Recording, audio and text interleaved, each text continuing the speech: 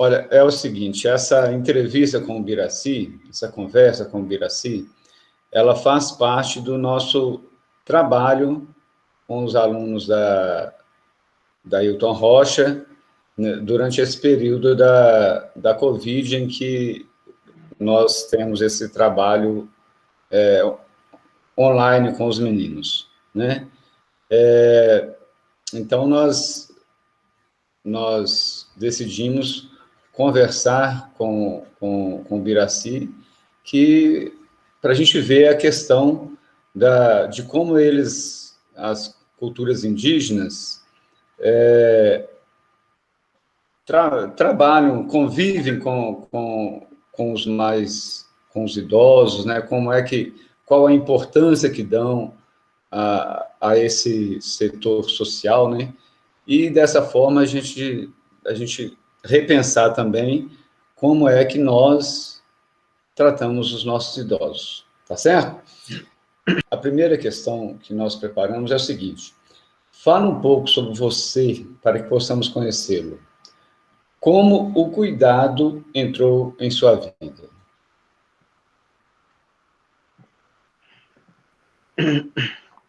Eu sou Biraci Pataxó, sou da comunidade indígena de Coroa Vermelho, local onde houve o primeiro encontro entre as populações indígenas do Brasil com os europeus. Então, foi na minha aldeia onde Cabral colocou os pés pela primeira vez no Brasil, deu-se todo esse movimento que a gente conhece hoje, de crédito, de descrédito, de verdades e mentiras contadas ao longo de 520 anos. Eu sou dessa aldeia, sou filho de pajé, meu pai já foi cacique, hoje meu irmão é cacique, sou de uma família de liderança. Minha mãe é uma cozinheira na comunidade e tenho mais 7 irmãos, uma mulher e mais 6 homens como irmãos. Mas antes de tudo isso, quer dizer, isso vem antes de mim, mas eu sou pai e hoje me pego como cuidador de pessoas. E aí a gente tem uma diversa linha de estudos, então trabalho como duas pesquisas, uma que é da Universidade Federal do Sul da Bahia, em parceria com a Universidade de Coimbra, que é Saúde Coletiva e Epistemologia do Sul, como essas práticas de cuidados indígenas podem estar atreladas à área de saúde dentro da universidade. E também eu faço parte do grupo de pesquisa Teia das 5 Curas, que tem indígenas de vários lugares da América Latina, e também em parceria com a Universidade de Vancouver, no Canadá. Hoje fiz curso de terapia comunitária, técnica em resgate de autoestima e massoterapia, atrelado à Universidade Federal do Ceará, curso de técnico em resgate de autoestima, e desenvolvi a técnica do Coriré, que é cuidar na nossa língua, que vem a partir do olhar dos mais velhos, das parteiras, curandeiros e benzedeiras, que tem uma forma peculiar de cuidar. Então, hoje, o Biraci Pataxó está como aprendiz de pajé, cuidador de pessoas e terapeuta. Esse é um pouquinho do que eu faço. E o cuidado entrou na minha vida desde quando eu nasci, bem antes de eu vir. Ao longo da nossa conversa, eu vou poder explicar um pouquinho mais como é esse cuidado e tudo isso que está em torno do respeito ao outro. Então, como a gente vai falar de cuidado, e principalmente do idoso, a gente respeita tanto a criança, como a gente respeita o idoso, porque os dois, em algum momento, serão iguais, né? Na criança, quando ela nasce, ela tem dificuldade para se locomover, para andar, para falar, para para fazer suas necessidades e sempre precisa de alguém apoiando. O idoso é a mesma coisa. Então, a gente já entende a partir daí que o fim é semelhante ao começo. Então, que nenhum é melhor ou pior do que o outro. A questão 3 é um texto meio grande, tá? Então, eu vou ler. Como já é de domínio público, a população indígena, no geral, tem uma relação consolidada de respeito e cuidados com a natureza e com a sabedoria dos mais velhos. Nesse sentido, vocês se sentem menos temerosos ou mais preparados para lidar com a desestrutura que esse vírus nos impôs? Ou, mesmo com toda essa base, vocês também se sentem inseguros para lidar com essa nova realidade? Olha, a gente não se sente inseguro, primeiro porque a gente não tem medo da morte. A gente sabe, na nossa cultura, a gente entende que a morte é um ciclo e que ela pode vir antes mesmo de eu sair da barriga da minha mãe, alguns dias depois, alguns anos, ou talvez 100 anos depois. Ela é um ciclo e eu venho nesse mundo para fazer uma missão. Às vezes a minha missão é só lembrar minha mãe de que ela pode sim gerar uma vida e depois eu vou embora. Ou pode ser que ao nascer eu preciso trazer alguma mensagem. Então nós entendemos que a vida, do mesmo modo que a gente contempla a vida, a gente contempla a morte. E que ela não é uma inimiga, ela é um processo que pode sim ser doloroso, mas que no mínimo a gente tem que respeitar. Então ser respeitoso com a morte é entender que isso é inevitável. Do mesmo modo que é inevitável que a gente não consiga construir a vida. Então, quando vem essa questão do coronavírus, a gente entende isso, que provavelmente a gente ia perder alguns, mas que eu teria a felicidade de ter convivido com cada um deles. Entretanto, isso não é novidade para a gente. Para nós que somos de comunidade indígena, não é de hoje que nós, não só Pataxó, não só brasileiros, estamos trazendo a mensagem que uma hora a mamãe vai reclamar, a mamãe terra. Uhum. Ela não está doente, nunca esteve, nunca estará. Quando o poeta diz o sertão vai virar mar e o mar vai virar sertão, isso pode muito bem acontecer. Só que o que todo mundo projeta é que seria olha, o mar vai secar e de repente vai brotar água no fundo do sertão. O que a gente, recentemente, só trazer uma ideia, alguém disse, a mãe falou bem assim, olha, o rio, quando se encontra ao mar, ele fica com medo, porque aquela imensidão, ela estava poetizando, e depois ele entende que ele é parte do mar. Eu falei, mas se a gente compreender que todos os rios, mesmo os mais grandiosos, a água, ela brota do chão, e que a terra, ela faz esse processo de dessalinação, de limpeza, possa ser que o rio seja uma pequena mangueira do mar que esteja fluindo lá no meio da mata. E que quando ele chega, ele só retorna para casa. Até porque, né, a gente não sabe o quanto de água circula por baixo e nem de onde exatamente ela vem. Então, o ser humano não para pensar nessas coisas. Então, como eu percebo que tudo é um processo natural e que nossos mais velhos estão dizendo, uma hora a mamãe vai reclamar.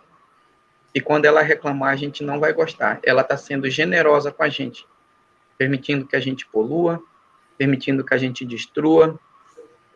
Às vezes nos mostra que falta de água machuca, às vezes nos mostra que excesso de água também machuca, às vezes nos mostra que excesso de frio mata, e também nos mostra que excesso de calor mata. Ela não quer nenhuma coisa nem outra, ela quer manter o equilíbrio. O que nós estamos tentando dizer e explicar é que quando eu causo esse desequilíbrio, quem sofre sou eu mesmo. E que a Mamãe Terra ela só está avisando. Então, o coronavírus é o recado do carteiro. Não é a carta e nem é o carteiro. É só o recado dele ainda que está chegando. Ô, Biraci, vamos lá para a nossa quarta questão. Fale sobre a importância do idoso na estrutura social do seu povo. Que lugar é reservado para eles e para elas? Qual sua importância? Você já falou um pouco sobre isso, mas aprofunda essa questão para a gente, por favor. Uhum. Para eu falar um pouco, fazer essa relação, queria ler um artigo que eu escrevi para uma revista, onde eu fui confrontado para falar um pouco sobre isso, sobre o vírus, sobre o velho. E eu queria fazer uma correlação e ler esse artigo que eu escrevi para vocês. Ok. O que precisamos aprender com o vírus? De acordo com a OMS, a Organização Mundial de Saúde, o Covid-19, o coronavírus, é uma mutação dos agentes da família SARS-CoV, MERS-CoV. Esses hospedeiros em contato com o homem, do homem com os animais, causaram e ainda causam males terríveis na humanidade. Contágios como esses foram notificados em 1960 e agora, em 2020, centenas de milhares de pessoas infectadas e outras tantas mortas.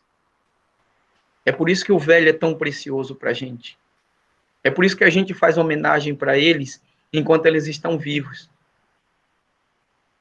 As pessoas que não são da comunidade têm uma mania de celebrar a morte com dor. Não posso visitar porque eu não tenho dinheiro, não posso visitar porque eu não tenho tempo, não posso visitar porque eu nunca tenho nada. Mas quando essa pessoa morre, ela vai lá dar um tchau pro caixão, mostrar para os outros as suas lágrimas. Ora, se está chorando por quem tá no caixão, o que ele pode ver, ouvir ou ver? Então nós celebramos a vida para quando vier a morte, a gente ter a satisfação de ter convivido com eles. Então é por isso que quando a gente chega aos 60 anos, nós jovens acessamos ainda mais nossos velhos. Porque ele viveu numa época em que eu não vivi. Eu estou com meu pai praticamente todos os dias. Um dia de chuva, eu conversando com ele, batendo papo sobre outra coisa, tomando um café. Aí começou a chover forte. Aí eu lembrei que ele caçava muito, fazia várias armadilhas. E eu perguntei, pai, como é que o senhor fazia em época de chuva para fazer uma fogueira? Porque a sensação que quem quer da cidade, visto nos vídeos, essas questões do exército, é que coloca aquele pauzinho lá, né? Vai ficar esfregando até pegar fogo. Para que isso aconteça, tem que estar seco. Hoje você tem recursos plásticos para que a madeira, mesmo que você leve, não molhe. E aí naquele tempo eu perguntei a ele. Eram 2 pedras, que alguns lugares têm. Alguns chamam de pedra de faísca, eu não lembro o nome que ele deu, mas eu tenho anotado. E quando você bate, ela sai faísca. 2 pedras. E a gente sabe que brincadeira de criança, dependendo da pedra, você jogar, ela sai faísca mesmo. Então, queimava-se o algodão com a mescla, que é uma resina que nós temos, um pouquinho de pó de madeira, e colocava dentro do chifre de um boi, de algum gado, ou em algum recipiente que não fosse molhar, e tapava com cera de abelha. Queria acender, como um isqueiro, era só bater aquela lasca de fogo, acendia o pavio ali, você acendia o que você queria, depois tapava, e você tinha um recurso por vários anos. Porque a gente fala-se sobre a descoberta do fogo, mas como um processo até a gente encontrar nosso isqueiro para acender, como foi feito, não se sabe. Então, o que os mais velhos nos ensinam é que a gente deve ter paciência, e que paciência ela não vem num pote encontrado na prateleira, que a gente deve ter muita prática, deve praticar todos os dias. E toda vez que eu busco a paciência, vai aparecer alguém para tentar tirá-la de mim. Hoje é uma pandemia, pode ser uma ação do governo, pode ser uma ação do meu colega, como vai ser transmitido para alunos, pode ser uma ação do colega de trabalho mesmo, alguém da minha família, mas se não é alguém para me manter nesse comodismo, me leva a essa ação. É por isso que nós estamos tão perdidos, que por qualquer coisa as pessoas estão se sentindo depressivas, angustiadas, amedrontadas, ansiosas. É porque não tiveram ensinamento, não escutaram o velho, que um dia foi criança, de que para ter paciência requer muita prática. E não a prática de um dia ou de outro, não. É diária, é minuto a minuto, segundo a segundo, hora a hora. Então, as práticas, a prática ela é exercitada da paciência, principalmente nos momentos de desafio. Ninguém desafia, ninguém chuta cachorro morto. Então, se a vida está me dando um desafio, é porque ela quer o melhor de mim. E isso a gente aprende com os velhos. Então, para resumir, qual a importância do velho na comunidade? Nosso tesouro mais precioso, nosso livro de história. E que eles não escreveram a sua história, e para eu acessar eu tenho que escutá-lo. Hoje eu estou sendo um porta-voz de algumas dessas histórias, né?